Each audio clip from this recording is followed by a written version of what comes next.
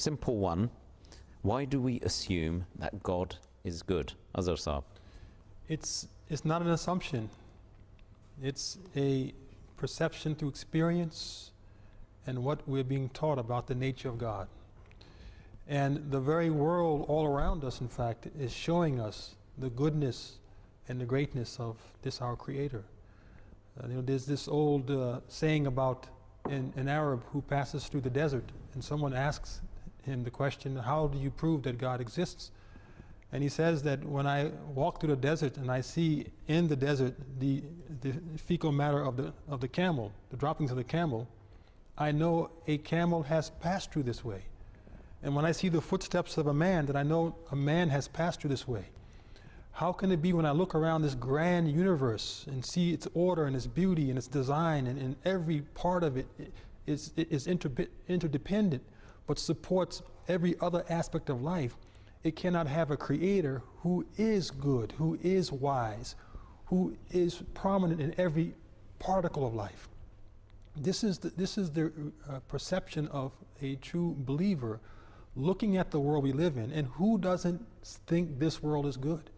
How we came into this world through the passage of a womb after 9 months of being in that very small cavity, so to speak, being fed through the blood channel of a mother, and then suddenly emerge into life when in that very second of our first breath is so critical. If everything doesn't go in order, we would have perished.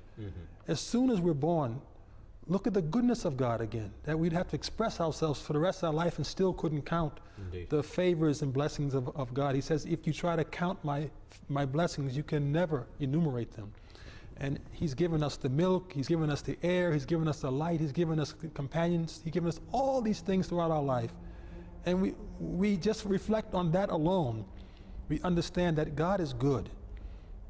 Come what may in our lives in terms of trials, as we talked about already, and the difficulties of ups and downs, but the very goodness of this Creator, this sustainer, this provider, this one who nurtures and develops us to the higher and higher stages. When we were nothing, absolutely, he says in the Quran, كَيْفَ تَغْفَرُونَ بِاللَّهِ وَكُنْتُمْ أَمْوَاتٍ. How can you disbelieve in God when you were nothing? You didn't exist. And now you come into the world and lo, you're disputing about my existence, that I'm not nothing and you're everything.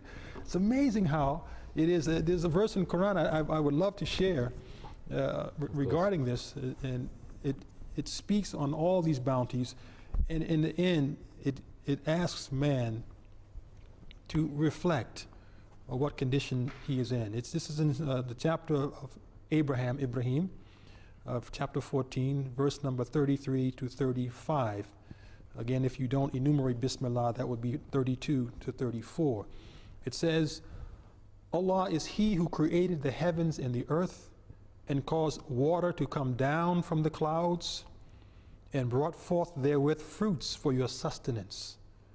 And He has subjected to you the ships, that you may sail through the sea by His command. And the rivers too has He subjected to you.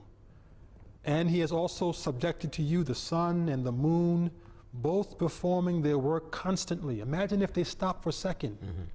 The sun would just stop revolving for a second and giving the heat, what kind of world we would live in. All these blessings. And He says, and He has subjected to you the night as well as the day. And He gave you all that you wanted of Him. And if you try to count the favors of Allah, you will not be able to number them. Verily, man is very unjust, very ungrateful. This is the subject matter being described in all the bounties and blessings we receive from this beneficent God. And in the end, He says, the sad part of it all, this equation is, this whole scenario is, you still don't recognize the goodness of my being toward you. Even when you could not ask for it, I provided everything. And that's an important point. I think the implication of some of the questions have been, Yasab, that just because God only cares about those of faith. Indeed, if someone is an atheist, it is a person of faith, a Muslim's belief as well. God looks after everyone. God's the creator of everything. It's not discarding those who do not believe.